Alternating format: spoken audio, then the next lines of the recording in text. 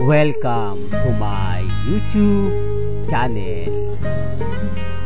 Kung bago ka lang sa channel na to at true-blooded Aldab Nation ka, tama po ang channel na pinuntahan mo.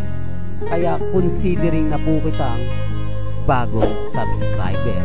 At huwag mong kalimutan pindutin yung bell para lagi po kang updated sa bagong video na ilalabas ko. Salamat po sa iyong pag-click sa channel na to. Kawawa naman si Alden. Masyado siyang umasa. Ito naman si Catherine. Nagkipagbalikan din naman pala. Pinatagal pa. Si Alden Richards, pinaasa niya pa. Welcome back mga ka-Aldab. Ito na naman po ang inyong lingkod, si Mr. Destiny. At magbibigay tayo ng pinakamagandang update po ngayon sa social media. Ito yung pinaka-latest mga ka-Aldab na mga kaganapan po. Kita nyo naman po si Alden Richards lang po ba ang artista? Bakit napakaraming post at update po kay Alden Richards? Halos siya po yung pinag-uusapan at pinagpipiestahan. Di po ba? Naibanggit ko na po to kanina. Sabi ko nga po sa inyo, kahit po maraming po si Alden, hindi na po pinapansin. Inaatupag po nila yung pang-insulto. Di po ba? Na kung saan may mga bagay-bagay na lumalabas naman po ngayon na si Alden Richards ang pinaasa. Kumbaga, bakit daw pinaasa ni Catherine si Alden Richards? Natawa rin po tayo, di po ba?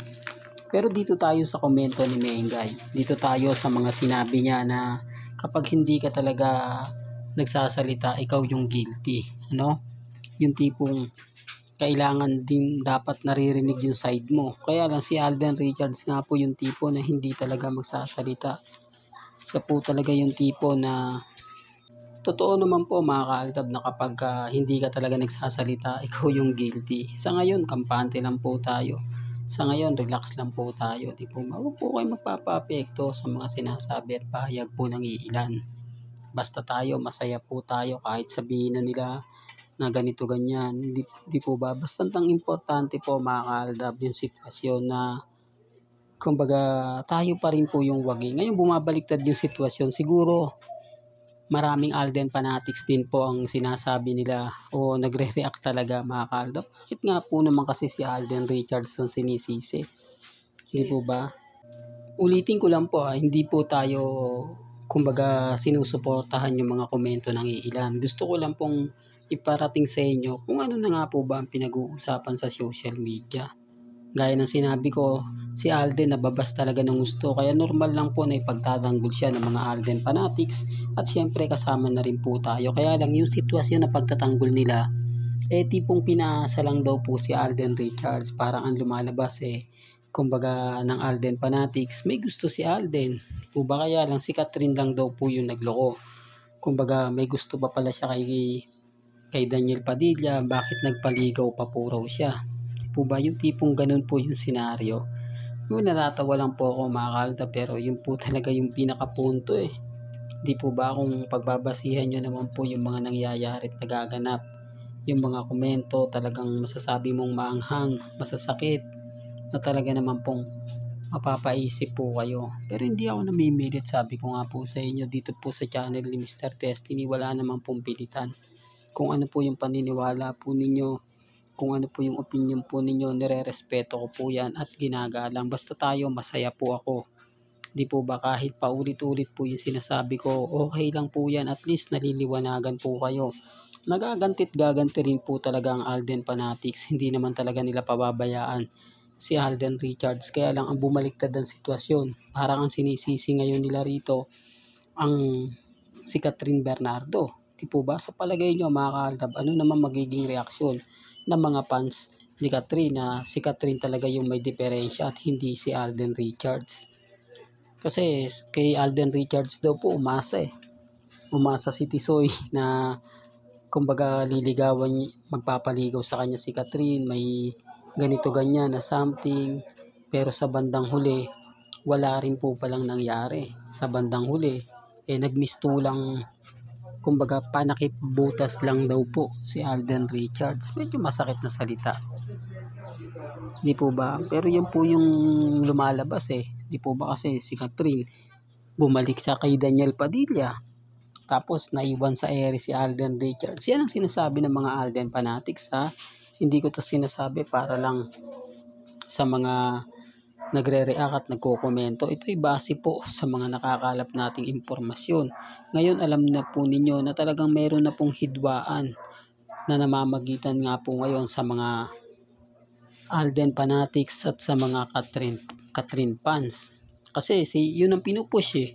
Hindi naman lingid sa inyong kaalaman na nagkaroon na po ng issue o nag-away na po talaga ang Catherine fans at ang Alden fanatics. Ito yung pagkatapos nga po ng pelikula ng Hello Love Goodbye na nagsalita po siya. Bumabalik na naman po, no?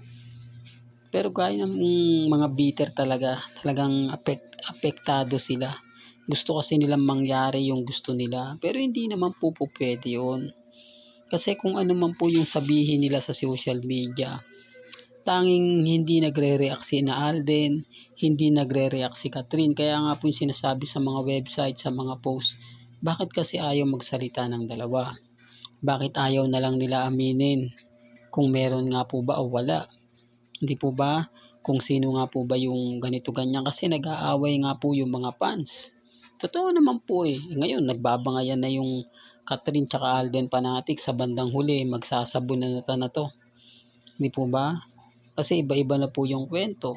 Iba-iba na po yung naglalabasan. Nakita nyo naman po sa unang video na pinakita ko. Tapos sa social media pa talagang pinag-usapan, pinagpiestahan. Grabe yung mga palitan po nila ng mga mensahe. Kasi sabi ko affected na din ng mga Alden fanatics. Si Alden kasi yung tipo na okay lang yan, hayaan nyo lang sila. Kumbaga magsasawa din yan. Pero hindi, ang punto ron, matagal na eh. Di po ba 4 na maglilima o 6 na araw na pong binabas si Alden Richards. Pero syempre hindi naman gusto ng mga Alden fanatics yan. Di po ba?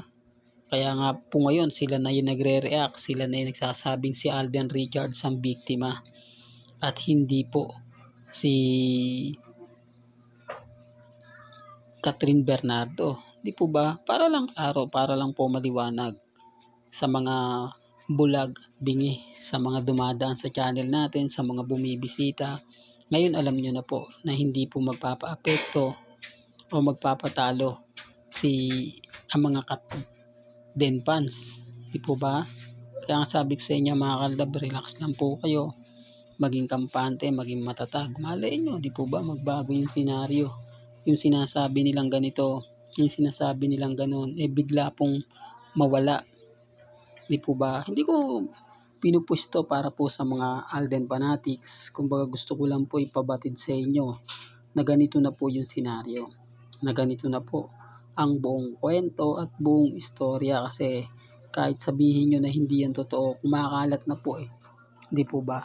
Ang awayan ng Catherine at ng Alden fanatics nararamdaman na po natin.